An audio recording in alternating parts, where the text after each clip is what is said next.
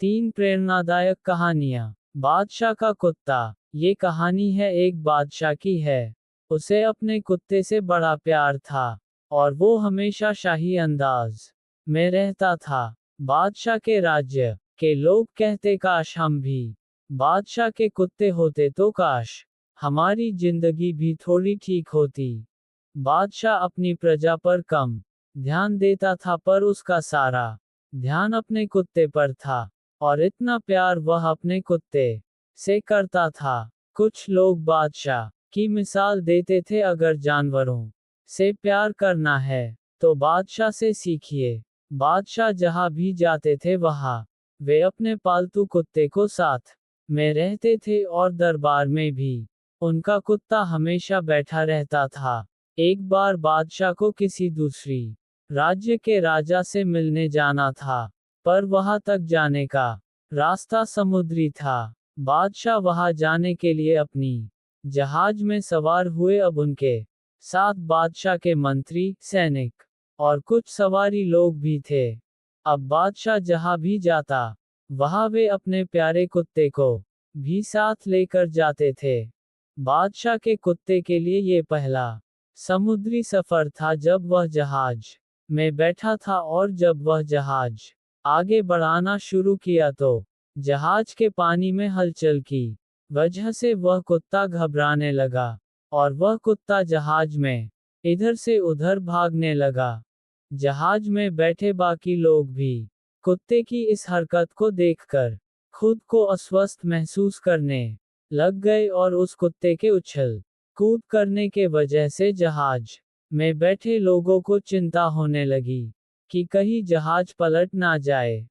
हर कोई चाह रहा था कि काश ये बात भी बादशाह भी समझ ले, लेकिन बादशाह को शुरू में बड़ा अच्छा लग रहा था क्योंकि उनका कुत्ता बड़े मजे से जहाज में खेल रहा था। अब थोड़ी देर बाद बादशाह को भी यह चीज चिढ़ाने लगी और उन्हें लगने लगा कि कहीं कोई खतरा ना हो जाए और अपने कुत्ते के इस तरह उछल कूद करने की वजह से कहीं जहाज ही पानी में पलट जाए। जहाज सफर कर रहे लोगों में एक दार्शनिक बैठा हुआ था। उस दार्शनिक ने सोचा और बादशाह के पास जाकर बोला, गुस्ताखी माफ हो हुजूर, लेकिन हमें कुछ ना कुछ करना होगा वरना ये आपका प्यारा कुत्ता हम सबको मुसीबत में डाल देगा और इस जहाज को पलटी कर देगा। बादशाह ने कहा, ठीक है, आप क्या करना चाहते हैं और आपको जो समझ में आ रहा है आप कर लीजिए, मेरी तरफ से आपको इजाजत है। तभी वह दार्शनिक गया और अपने साथ दो लोगों लेकर आया। अब उन तीनों ने मिलकर उस कुत्ते को पकड़ा और समुद्र में फेंक दिया। जैसे ही कुत्ता समुद्र में गिरा तब उसकी जान पर बन आई और वह समझ नहीं पा रहा था कि अब वह क्या करे। तब उसने डरते हुए कैसे भी करके जहाज को पकड़ लिया और थोड़ी देर तक वैसे ही जहाज के साथ समुद्र के पानी में तैरता रहा। दार्शनिक ने अपने साथियों से कहा कि अब इसको वापस से जहाज में उठाकर लेकर आते हैं। कुत्ता जहाज में वापस आने के बाद चुपचाप से जहाज एक कोने में जाकर बैठ गया। बादशाह और बाकी लोगों को समझ नहीं आया कि यह क्या हो गया। अचानक से इस कुत्ते की उछल कूद कैसे बंद हो गई। तब बादशाह ने उस दार्शनिक से पूछा, तुमने ये क्या किया जो कुत्ता इतना उछल कूद रहा था वह अचानक से पालतू बकरी बन गया है। दार्शनिक ने कहा, बादशाह बड़ी सीधी सी बात है, जिंदगी में जब तक खुद पर कोई परेशानी नहीं आती तब तक हमें दूसरे की परेशानियां समझ नहीं आती, और खुद की जान पर जब बन आती तब हम दूसरे की परिस्थितियों अपने आप समझ जाते हैं। सीख, कमी देखनी है और बुराई देखनी है तो सबसे पहले खुद की देखिए और उसे ठीक करने की कोशिश करिए। एक राजा की कहानी। ये कहानी है एक राजा की जो कि एक लंबी यात्रा के लिए निकलने वाला था तो सारे प्रजा के लोग राजा को नाव तक छोड़ने के लिए आते हैं। उन लोगों में से एक आदमी राजा के पास आकर कहता है कि महाराज, जब आप जंगल से होते हुए जाएंगे तो आपको वहां एक छोटे कद का आदमी मिलेगा और वह आपको लड़ने के लिए चुनौती देगा। उस आदमी को आप जान से मारे बिना आगे मत बढ़ना। अब राजा उस आदमी की बात मानकर यात्रा पर निकल पड़ता है। जब 2 दिनों के बाद राजा जब जंगल पहुंचता है तब राजा को एक छोटी कद वाला आदमी मिलता है।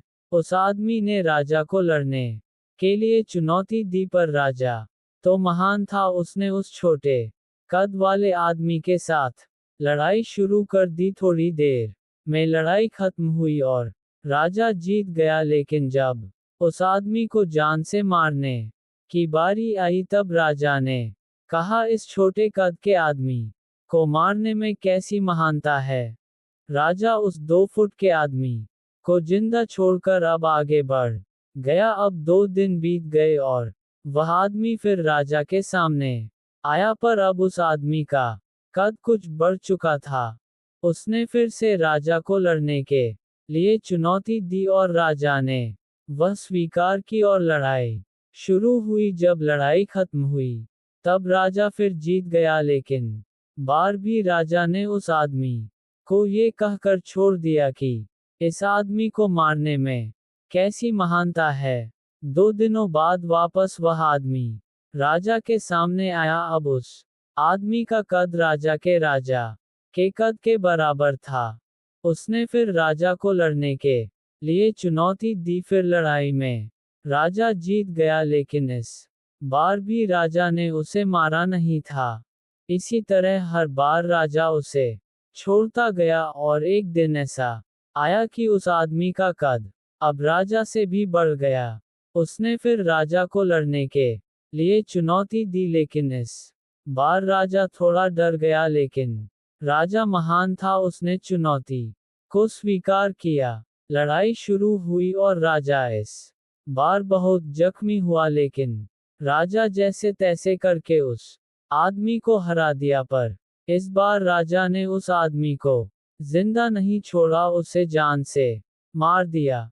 सीख, आपके जिंदगी में कितनी भी छोटी परेशानी क्यों ना आए, उसे खत्म किए बगैर आगे मत बढ़ाना, क्योंकि कल को वही छोटी परेशानी आगे बढ़कर आपके सामने बहुत बड़ी होकर आएंगी। इन छोटी परेशानियों को हल करने से आपको अनुभव मिलता है और जीवन में अगर आपके सामने कोई बड़ी परेशानी आए तो आप उसे आसानी से हल कर सकते हैं। कथा, खुद पर भरोसा रखें और लड़े बिना हार नहीं माननी चाहिए। सकारात्मक सोच से हर परेशानी हल हो सकती है। एक राजा के राज्य पर कई शत्रुओं ने एक साथ आक्रमण कर दिया। राजा के सेनापति ने कहा कि हमारी हार तय है। तब राजा ने एक संत को सेनापति बना दिया। पुराने समय में एक राजा के पड़ोसी राज्य उसका राजपाट हड़पना चाहते थे। इसके लिए शत्रु राज्यों ने राजा के दूसरे शत्रुओं को अपने साथ मिला लिया और आक्रमण करने के लिए सेनाएं बुला ली। सभी शत्रु एक साथ आ गए थे।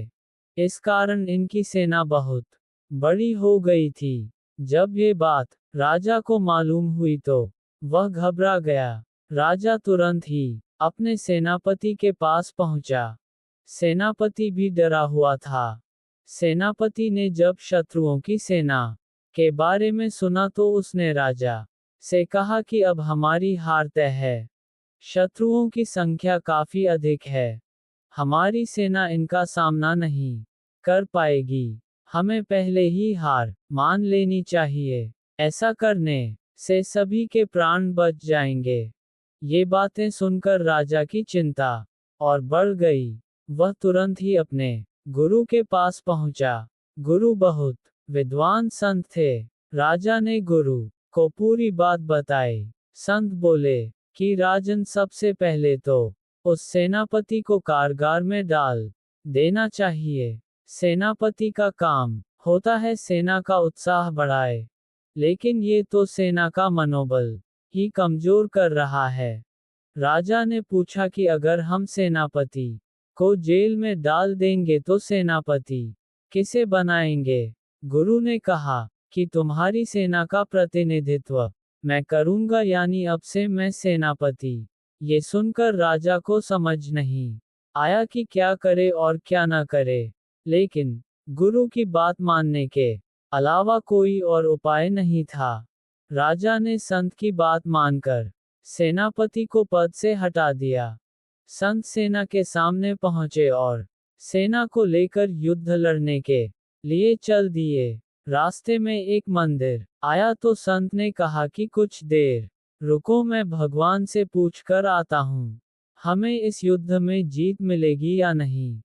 ये बात सुनकर सेना हैरान थी कि पत्थर की मूर्ति भला कैसे जवाब देगी, लेकिन संत के बारे में सभी जानते थे कि ये वर्षों से पूजा पाठ कर रहे हैं, तो संभव है कि भगवान से इनकी बातचीत होती होगी। कुछ देर बाद संत वापस आए और उन्होंने सेना से कहा कि भगवान ने कहा है, अगर आज रात मंदिर में रोशनी दिखाई दे तो समझ लेना कि जीत तुम्हारी सेना की होगी। उस समय शाम होने वाली थी। पूरी सेना रात होने की प्रतीक्षा करने लगी। जब अंधेरा होने लगा तो सभी सैनिकों ने देखा कि मंदिर में रोशनी हो रही है।